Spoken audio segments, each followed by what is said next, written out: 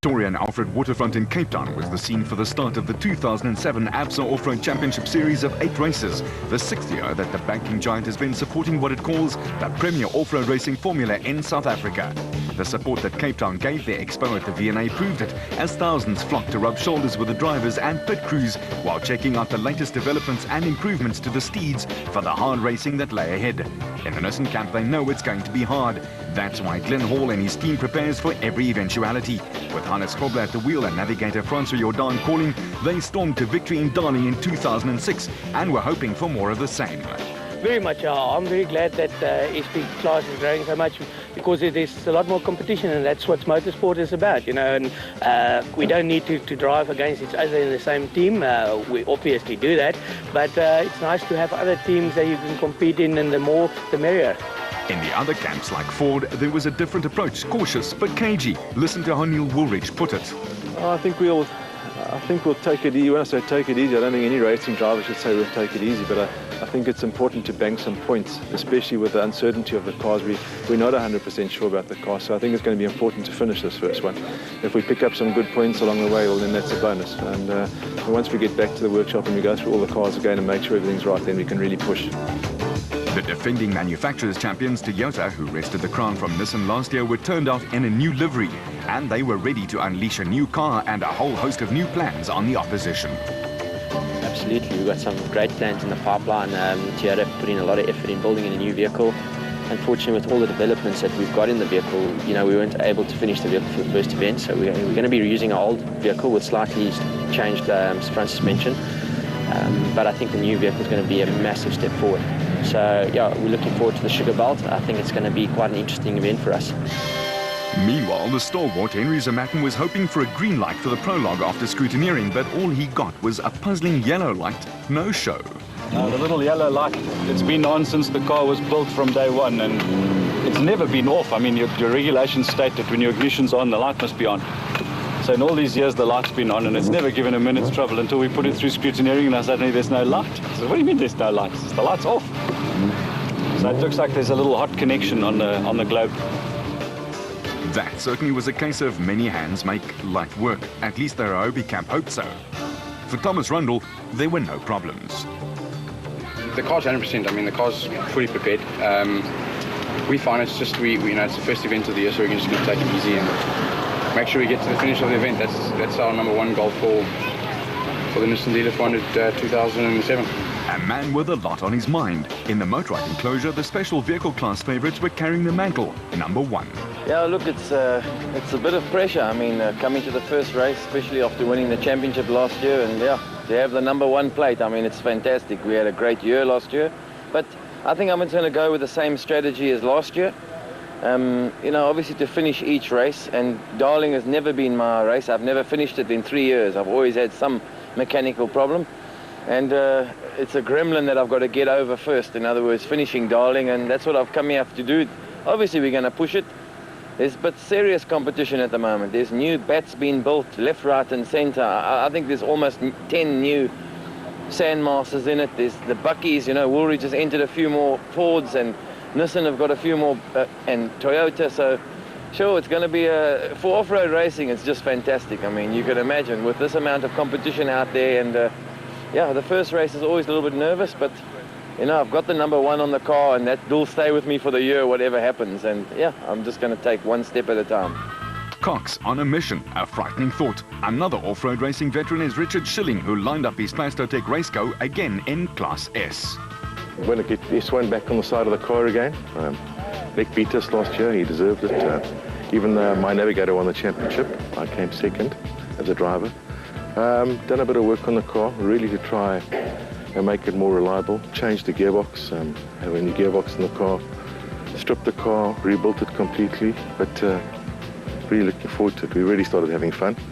You know, we come to these races for fun and to win, and we had a good night last night, so we're ready for today.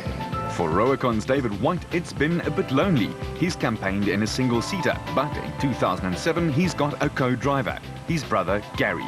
Look, it's completely different, especially from the single-seater to from Class B to Class A. It's got a lot more power, the bat. It's just something awesome. With a single-seater, the Class B car, you just have to keep up momentum. With this thing, you can just floor it and it goes. I mean, it's just awesome. The power is just awesome. I think that's the way to go to do for off-road racing is Class A. To go into Class B, learn your things there and go to Class A. I really think that's the way to go. But when all the talking was done, it was off on the 16-kilometer prologue to determine the starting order for the 400 k's worth of racing the next day. And who better to lead it off than Motorite's Evan Hutchison and Achim Bergman. The testing and winding 2-lap 16-kilometer time trial was held at a quad bike racing park aptly named Dirt and Dust just outside Durbanville, and it was a true test for each one of the 64 entries. The men who had the fastest early intermediate times were Gary Bertolt and Henry Costain, who had changed their Atlas Copco's canary yellow livery to a turquoise blue, inserted a new gearbox, but the rest stayed exactly the same. They were still as quick as the proverbial racing snake. But the Western Cape race, which is held in Darling on the West Coast, is always a true test, not only for the fact that it's the first of the season, but because somehow it always ends up being dry as a bone and dusty as the moon's surface.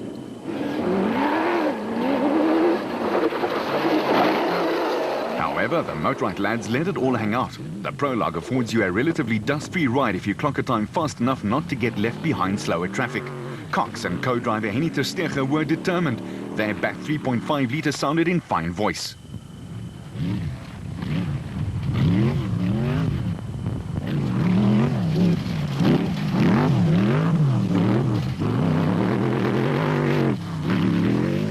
The second Atlas Copco, that of father and son combination Nick and Ryan Harper, was also letting some of the other big-name teams sit up and take note.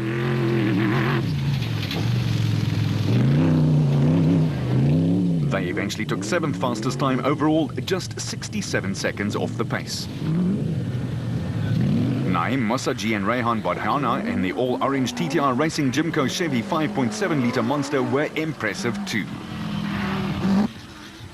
While the total porter of Shamir Varayawa behind the wheel and Nav Siegfried Rousseau were good enough to nab a top 10 overall and 6th in Class A in a time of 17 minutes and 36 seconds. In the B class, it was no surprise. The newcomers of 2006 father and son Jan and Hendrik Kraai in their Keymax property backed with its Nissan 2-litre engine just picked up where they left off. But just 3 seconds behind them, it was Johan and Etienne Besaidnout in the Adenko Bat who kept the Kraais honest. With Marcus Taylor and Derek Keith in their JRE CLE Nissan just a further 18 seconds further back, Class B was humming. In Class S, it was much of the same as Glenn Gibson and Mark Whitehurst piloted their red Absolute Aceco to the fastest timing over the 2 laps in 18:58. But just 31 ticks of the watch later, it was Nick Gosler and Richard Carolyn in the Kopenhagen Hotel Raceco Porsche 3.6 which steamed by. Class S was obviously an abbreviation for Class Sweat. These guys were working it hard. And no, this was not part of the official Dirt and Dust route. That was Richard Schilling and Chris Davies testing the revving capabilities of the Plastotech Raceco. There was help to put it back on its paws, and talking paws, Nazim Motti and Feroz Dura got their charge upside down or downside up before some roadside assistance came to their aid. In the SB class, there was the usual serious scrap, no mercy asked or given, and Hannes Grobler and Francois Jordan poured everything into it to take the top spot for the production vehicles. The proudly South African Nissan Navara was going like a Boeing.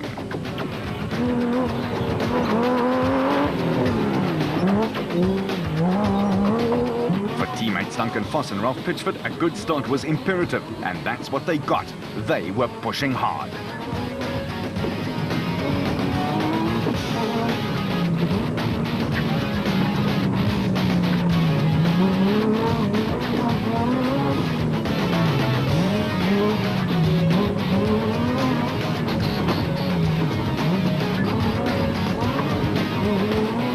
Cronje and Chris Birkin had a trying season together last year and were keen to take control this time round. The Castrol Toyota team would have been pleased as they were just 8 seconds off the pace.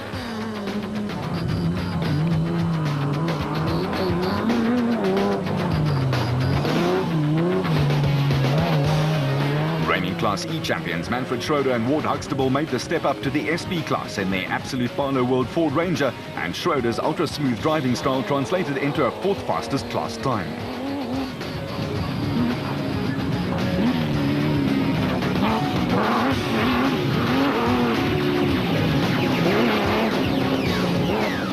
Berthold and his navigator Robin Houghton were coming on well towards the end of last season, and in their Castrol Toyota Hilux 4-litre they were 5th in class and 12th overall, an encouraging start to 07.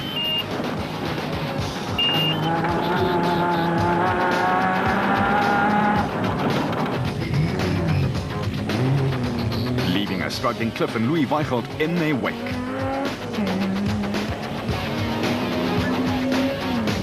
Reigning SP class champions Neil Woolridge and Kenny Schulthammer were experiencing clutch problems which would hamper them severely, but took 6th in class.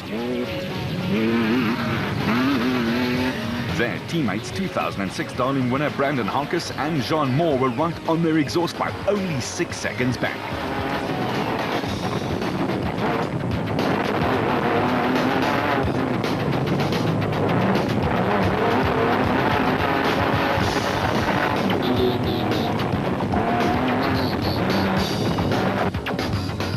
Harkis upgraded from a special vehicle to the relative comfort and visibility of a production car and obviously reveled in it.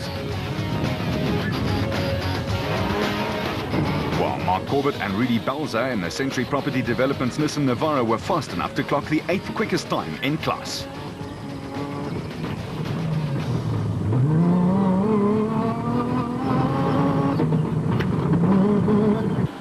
Getting airborne on the quad bike track was Norway's Ivar Tollefsen and his co-driver Quinn Evans, who were still getting used to their Nissan Navara 4-litre and the South African conditions.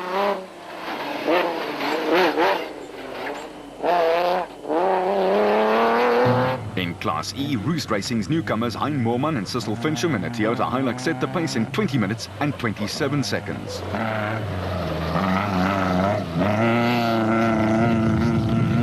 With Yuri and Andre Duplessis in the BB Auto Racing Nissan Hardbody leading the way in Class D.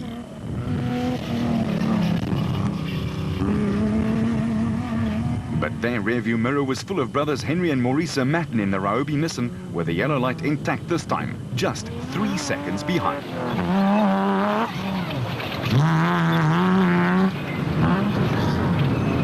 With the White Ray Sonics Nissan of Kutsia Labaskachny and Johan Gerber a further 35 seconds behind, Class D was also a hotbed of speed and some tough competition.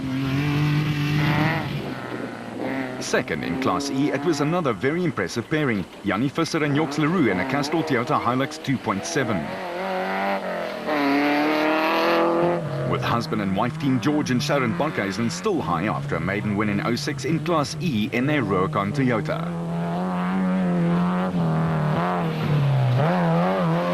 But there were one or two mishaps along the way. Herman de Villiers and Willie Prinsloo proving that they had no wheel nuts left. Front left, we mean. But those who did hold on to their wheels were Grobler and Jordan, who would be dust-free at the front of the production car list, just 4 seconds ahead of Voss and his navigator Ralph Pitchford. And in the special vehicle category, it was Berthold and Kirstein who held a 21-second sway over the motorized pairing, with yet another black and silver team Cox and Tersteger in third. Just 94 seconds covered the top 8. It was clear that the special vehicle class would be a fight to the very end. Cars performed fantastically. Henry was doing a good job as a navigator.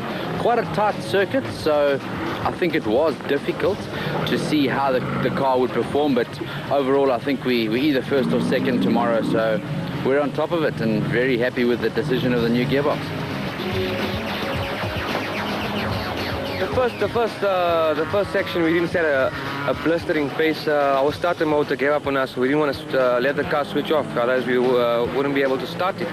So we took it a bit easy, and in the second lap we had it all dialed in, and I'm confident we got good times. And but you know, it's only 16 Ks, and tomorrow is a long day, so we'll see tomorrow. And before that tomorrow arrived, crews had to tweak clutches, set gearbox ratios and clear dust from the minutest and most impossible places. After all, 400 kilometers is a very long way to go, especially in the dry, dusty heat of the Western Cape. The ABSA Off-Road Championship continues. Vehicle and asset finance from